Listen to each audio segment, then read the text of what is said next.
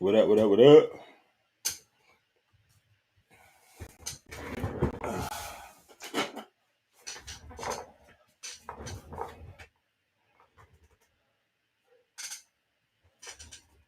Let me see. Where's my light?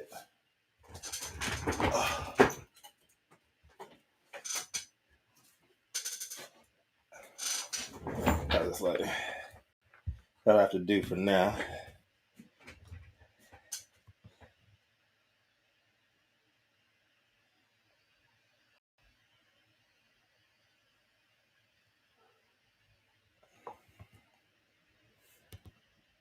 What's good, Jamie Johnson? Emily Ritter. Uh-oh, what's going on over here?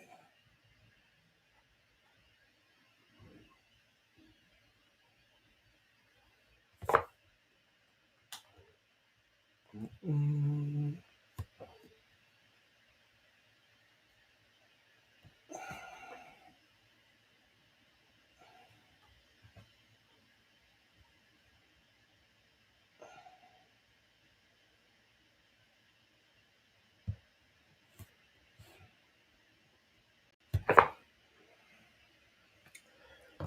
Mm. Yo, yo, yo. Telios, what's good? Mm. Marco, what's happening, brother? Yes, sir. Straighten up this camera here for y'all. What's good, Jimmy William 415? What up? Margaret Turner, what's happening? On a Kia. Cool. Don't worry, I ain't going nowhere. Just had to put up my backdrop. Just had to put up the backdrop. I ain't going nowhere. What's good? What's good? Millicent, what's happening? Marvelous Marvin, what up? My man Billy. See, I got your hat on, man. Make sure you guys check out Billy the Baker, my homeboy out of Chi-Town. 2 restaurants, black owned as well, doing this thing down in Chicago. What's good, brother? What's good? What's good? What's good? I'm excellent, Jimmy. I'm excellent. I'm excellent, man. Out here living, taking care. If you guys got kids, man, like y'all know, like kids get sick. Both parents get sick, so my wife is sick right now, so taking care of her, and then just trying to get some work done on the side. Excellent. Yes. Let's hop into it, man. Let's hop into it. We've had some really, really good, some really fun stories this week so far. Fun, subjective, obviously, but getting some good debates, and debates are important for growth. Let's put it that way. How are you doing? How are you guys doing? Onomatokia, what's happening? Telos, what's good? Shark Tank investor, if you're really an investor, what up? Hit me up. I'll send you my deck. NDAs, all that good stuff. What up, Facebook? What up, YouTube and Twitch? We're live. Let's hop into this shit. Let's get into this conversation. All right. My name is Rico Lamitte, founder and CEO of Cannabis Global, decentralized media broadcast organization, where we are one network, many voices. You can catch me on weekday mornings at 9 a.m., as well as that's on the Pacific Coast. On the East Coast, we're at noon, obviously. On Clubhouse, where you can get your daily dose for State of Cannabis NewsHour. I am a co-producer and co-host over there. Got a great group of people, 11 other thought leaders than myself. And we read these top stories of the industry each day. 2 minutes for that. And then the other 2 minutes and 20 seconds. Yes, you got it right. 4 minutes and 20 seconds. We invite the audience up. We debate. We get into it. A lot of heated debates, like all of that stuff. Very, very, very spicy stories today. Let me hop into mine. So mine was coming out of this was kind of above the law. It's a legal blog, and pretty good stuff. It was called brand influencers, a lucrative yet risky marketing strategy for cannabis companies. By 2022, U.S. companies are expected to spend up to $15 billion on influencer marketing. All right. So no great reward comes without risk. Social media has reached a point where marketing and advertising on digital handheld platforms has eclipsed the effect of most traditional avenues like billboards, print, and TV. Brands of all sizes now use social media influencers to promote their products online. According to Washington State University's Carson College of Business, every dollar spent on an influencer marketing campaign, brands earn an average of $6.50. So it works. And without digging deep into the bro data or science there, I'm going to let you know that it is true because personally, I have worked with a multitude of brands in and outside of the cannabis industry, connecting them with influencers across the spectrum, celebrities, business leaders, athletes, and influencer marketing is probably the most fruitful for campaigns today. Shit works. I promise you it does. So 2022, they're calling for U.S. companies they're expecting them to spend $15 billion on influencer marketing. All that, even more so, riskier when it comes to cannabis. And I'm going to tell you why. They're subject to very stringent marketing and advertising rules. The Federal Trade Commission Act, aka the Act, strictly prohibits false, deceptive, or unfair advertising practices in any medium, including the internet. The Act's enforcement arm, the Federal Trade Commission, better known to everybody as the FTC, released guidelines known as the endorsement guides and brochures for using endorsements or testimonials in advertising. Two major points in these guides should not be ignored by cannabis companies if you're looking to employ influencer services. Very good information here. Influencers must clearly and conspicuously disclose their material connection with the brand. In other words, you got to tell customers that you are getting paid by them, money and or free discounted products or services. Number two, any testimonial or endorsement made must be true and not misleading. You can't be promoting the benefits of a product if you've never even tried it. So it's so damn important that I say this. Any violation of these guidelines by any influencer will not shield the advertising company from liability. Cannabis companies are still on the hook and could be sued for false advertising under state or federal law. You are responsible, not the influencer, for everything that they say and do on behalf of your company. What's happening? The Migos, Jaramillo. Not them. You're on the hook for that. But get this. Being sued for false advertising is just one threat. Businesses also must comply with state-specific advertising and marketing restrictions. And according to the article, many cannabis licensing authorities, especially agencies overseeing the THC adult use market, such expressly state that the act or omission of a licensee's representative or agent in violation of any state cannabis laws or rules would be imputed on the licensee. So your company is responsible for any violations committed by an influencer, and you could stand to lose your license for that shit.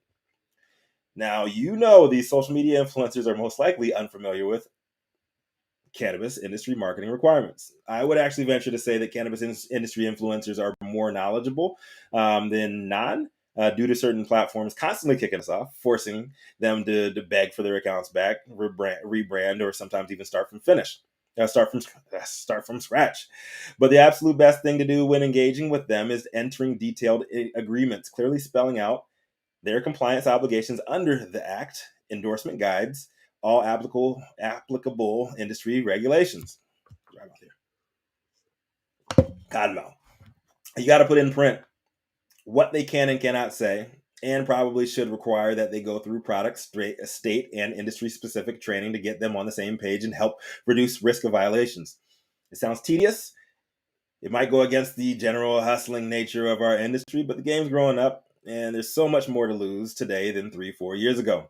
Cannabis is becoming a more mainstream industry, and this means we got to start playing by mainstream rules. Bottom line, that it's very easy to see the conservative average opportunity of 6xing your investment by getting your product in the hands of someone with a direct relationship to consumers you want buying your shit. But before you go out dropping 10K on the wildest motherfucker with 500,000 followers to smoke your product on IG Live, hoping that a handful of their fans see and buy your shit from them, ask yourself, Is that short-term income? Is that short-term come up worth you losing it all when they say or do something that's going to get your license yanked? The choice is yours. All right, let's get into these questions. What kind of influencers are safer or riskier for what kind of products? It depends. It depends on what you're doing and what state that you are operating in. I mean, it really, really, really does. You probably want to have a lawyer, not just a consultant, but a lawyer. The difference between consultants and lawyers: consultants don't have any liability. The lawyer could be on the hook if they give you bad information.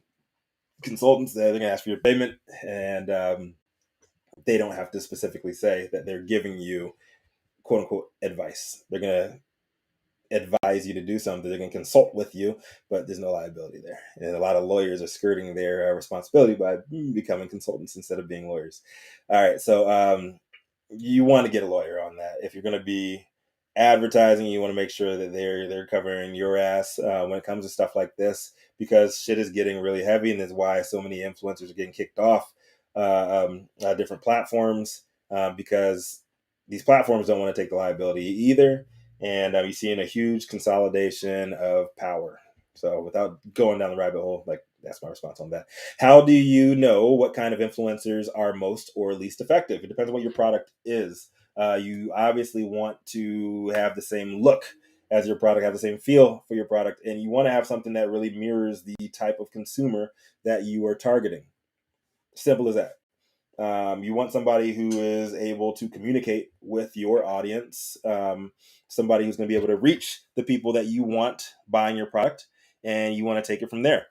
You don't want to have a bunch of big booty shaking girls. Like, if you're going for a I don't know, like some kind of tech product. On the opposite end of that, you don't want to have like some like nerdy ass guys or girls that are talking about a bunch of data driven facts and stuff like that. If you have a lifestyle brand, your brand better than anybody else. So you want to get that information out there to whatever agency you're using or whatever people that you are sourcing to get influencers on board with you. And you want to make sure that is in alignment with the products that you're pushing.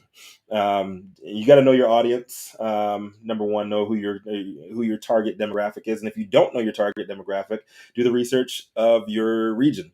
What is selling, why those products are selling, and what kind of influencers are available to push your product. And remember, when you are in the digital age, you can actually reach across borders. Just know that different rules apply in the cannabis industry when it comes to advertising, when it comes to marketing, in each state. Check out Northeast has a lot of people that were taken down because you on social media platforms, because you can't really target market people a certain way. But that falls on the agency you're working on. That falls on you as a business. It's tricky, but it's worth it because the shit works. That brings me to the last question here. At a conservative 6x average estimated return, is using influencers worth the multi-tiered legal risk of losing your license? Yes. I'm going to say yes. That's my personal opinion, 100%. If you're going to spend $10,000 to get your product in the hand of um, uh, a high level influencer, you can spend you can spend 1,000 or even less to get the right legal representation to make sure that you're protected on that.